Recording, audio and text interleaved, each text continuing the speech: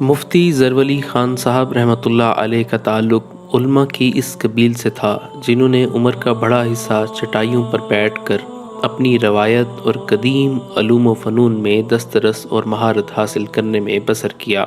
اس کے ساتھ ساتھ وہ صوبہ سرحد کے خاص دیہاتی پس منظر سے تھے۔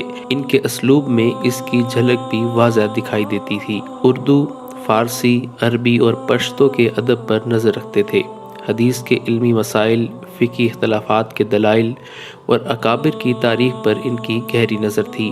اس لحاظ سے دیکھا جائے تو وہ عہد حاضر میں ہمارے قدیم بزرگوں کی ایک نشانی تھے۔ اتفاق اور اختلاف سے قطع نظر ایسے لوگ ملت و قوم کا سرمایہ ہوتے ہیں جو گوشہ نشینی میں رہ کر علم و تحقیق میں عمر بسر کرتے اور ہمیں ہماری تاریخی روایات سے جوڑتے ہیں۔ تاہم عوامی سطح پر ان کا تعارف ان کی بعض نجی مجالس کے کمنٹس اور ویڈیو کلپ سے ہے جو ان کی شان پہچاننے میں مزاحم رہے۔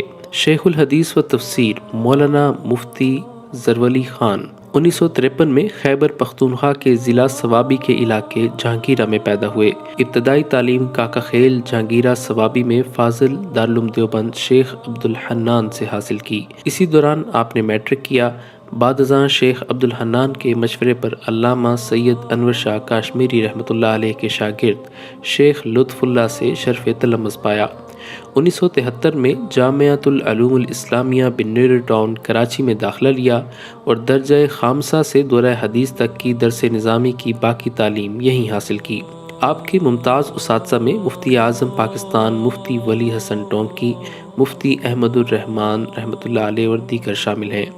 انہوں نے علامہ سید محمد یوسف بنوری رحمۃ اللہ علیہ سے بھی علمی استفادہ کیا۔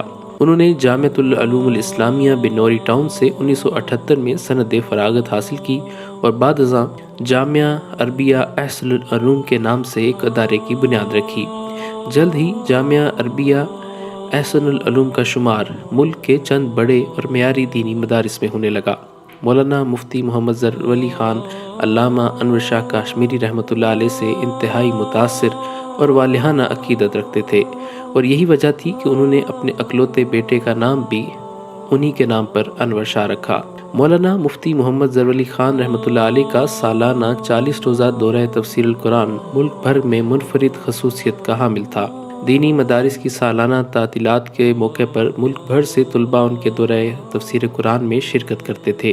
نماز جمعہ کے بعد سوال و جواب کا خصوصی سیشن ہوا کرتا تھا جس میں وہ فی البدیہہ سوالوں کے جوابات حوالوں کے ساتھ دیا کرتے تھے اور یہ سلسلہ بھی عوام و خاص میں بے حد مقبول تھا۔ کچھ عرصہ قبل آپ کو سانس لینے میں دشواری کا مسئلہ درپیش آیا، لیکن اس کے باوجود آپ آکسیجن لگا کر دروس کا سلسلہ جاری رکھتے۔ وفات سے کچھ عرصہ قبل ایک درس میں آپ نے اس دنیا سے رخصت ہونے کے متعلق بڑی عجیب گفتگو کی۔ میں نے انور شاہ کو کہا، انور شاہ وقت کم ہے، میری روانگی ہے، سفر طویل ہے، بیا بار مان را بس ہو کے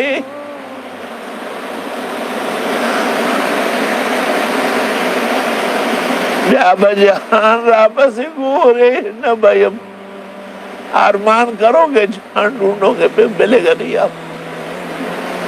گزشتہ دنوں طبیعت بگڑنے پر ایک بار پھر مقامی ہسپتال میں آپ زیر علاج تھے، لیکن پھر دل کا دورہ پڑنے کے سبب آپ 67 سال کی عمر میں اس دار فانی سے کوچ کر گئے۔ آپ کا نماز جنازہ آپ ہی کے ادارے جامعہ احسن العلوم کراچی میں ادا کیا گیا، جس میں لوگوں کی ایک بہت بڑی تعداد شریک ہوئی۔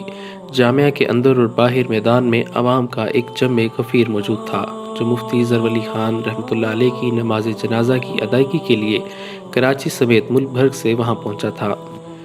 آپ کی نماز جنازہ میں عوام اور خواص دونوں نے شرکت کی۔ نماز جنازہ میں JUI سندھ کے رہنما علامہ راشد محمود سمرو، جماعت اسلامی کے حافظ نعیم الرحمان، مولانا اورنگزیب فاروقی سمیت جامعہ بنوریہ کے محتمم مفتی نعمان نعیم اور دیگر دینی مدارس کے علماء، طلباء اور عوام کی بڑی تعداد نے شرکت کی۔ آپ کی وفات پر علماء کرام نے تعزیتی پیغامات جاری کیے۔ شیخ الاسلام مفتی محمد تقی عثمانی صاحب نے اس موقع پر کہا کہ حضرت مولانا مفتی ظرف خان بانی و شیخ الحدیث احسن العلوم اور اس سے چند روز پہلے جامعہ علوم الاسلامیہ کے استاد گرامی مولانا عاصم ذکی رحمۃ اللہ علیہما کی وفات علمی دنیا کا بڑا نقصان ہے۔ اللہ تبارک و تعالیٰ دونوں کو درجات عالیہ اور پسماندگان کو صبر جمیل سے نوازیں۔ جماعت اسلامی کے رہنما سراج الحق نے اس موقع پر کہا کہ مولانا مفتی ظفر علی خان کے انتقال کا سن کر دلی صدمہ ہوا۔ علم کے دیے ایک ایک کر کے بجھتے جا رہے ہیں۔ ان کی رحلت سے علم کا ایک اور عہد ختم ہوا۔ اہل خانہ اور ادارے کے اساتذہ طلباء کے غم میں برابر کے شریک ہیں۔ اللہ تعالیٰ ان کے درجات بلند فرمائے اور لواحقین کو صبر جمیل عطا فرمائے۔ جبکہ مفتی محمد زبیر نے کہا کہ افسوسناک خبروں کے تسلسل میں مفتی ظفر علی خان کی وفات باعث رنج و الم ہے۔ عرصے سے یہ احساس شدید ہو گیا ہے کہ قحط الرجال کے اس دور میں بچے کھچے علماء کے وجود کو غنیمت سمجھ کر ان کی بھرپور قدر کی جائے۔ حدیث بخاری ذہن میں آ رہی ہے کہ اللہ علماء کو موت دے کر علم اٹھائے گا، جس کے بعد ہر طرف گمراہی کا دور دورہ ہوگا۔ جبکہ مفتی عدنان کاکا خیل نے کہا کہ شیخ الحدیث مفتی محمد ظفر علی خان رحمۃ اللہ علیہ کا انتقال علم کی دنیا کا بڑا نقصان ہے۔ مفتی صاحب رحمۃ اللہ علیہ میرے والد ماجد کے عزیز تلامذہ میں سے تھے اور اس نسبت سے راکم سے بڑی محبت فرماتے تھے۔ رب کریم درجات بلند فرمائے اور اعلیٰ علیین میں جگہ عطا فرمائے۔ مولانا انور شاہ اور دیگر لواحقین سے دلی تعزیت ہے۔ جبکہ مدرس حرم شیخ مکی الحجازی نے اس موقع پر مکہ المکرمہ سے ایک ویڈیو بیان جاری کیا، جس میں ان کا کہنا تھا کہ آج ہمیں پتہ لگا حضرت مولانا ظفر علی خان رحمۃ اللہ علیہ جو ایک عالم بھی تھے، مجاہد بھی تھے، اور اللہ تعالیٰ کے دین کے لیے، اعلاء کلمت اللہ کے لیے انتہائی بہادری کے ساتھ سب کا مقابلہ کرتے تھے۔ تو کچھ عرصہ قبل تشریف لائے عمرے کے لیے، تو ان کی کرم نوازی تھی کہ وہ جب بھی آتے تھے تو مجھے ضرور ملاقات ہوتی تھی۔ تو میں نے دیکھا ان کی طبیعت پہ بڑا اثر تھا۔ تو انہوں نے فرمایا کہ مجھے دمے کی تکلیف ہے، اور وہ آکسیجن بھی ساتھ تھا اور دوائیں بھی اور انہیلر بھی اور انجیکشن بھی، لیکن انہوں نے فرمایا کوئی فائدہ نہیں ہو رہا، اور سب سے بڑی تکلیف مجھے یہ ہے کہ میں اب نماز نہیں پڑھا سکتا۔ تو میں نے ان کی خدمت میں عرض کیا کہ حضرت ایک دوائی مجھے انڈیا سے آتی ہے، ایک دوست بھیجتے ہیں، مجھے اس سے بڑا فائدہ ہوا ہے، تو انشاءاللہ میں ابھی آپ کو وہ دوائی بھیجوں گا، آپ استعمال فرمائیں۔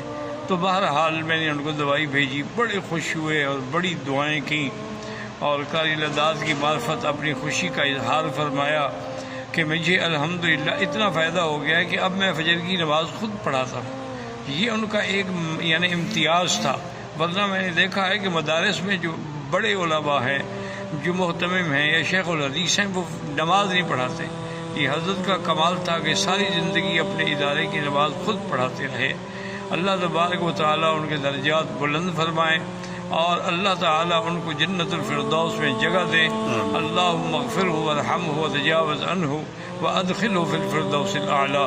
اور یا الہ العالمین ان کے متعلقین کو بھی صبر جمیل عطا فرما، کیونکہ اللہ تو نے فرمایا ہے کہ بشر الصابرین الذین اذا اصابتهم مصیبۃ قالوا انا للہ وانا الیہ راجعون اولئک علیہم صلوات من ربہم ورحمہ واولئک هم المہتدون۔ اور میں بھی اپنے تمام متعلقین سے گزارش کرتا ہوں کہ حضرت کی ایصال ثواب کے لیے جتنا ممکن ہو سکتا ہے تلاوت قرآن ہے، صدقات و خیرات ہیں، وہ کریں، کیونکہ ایسے لوگ جو ہیں یہ زندگی میں پھر پتہ نہیں خدا جانے کب پیدا ہوں گے۔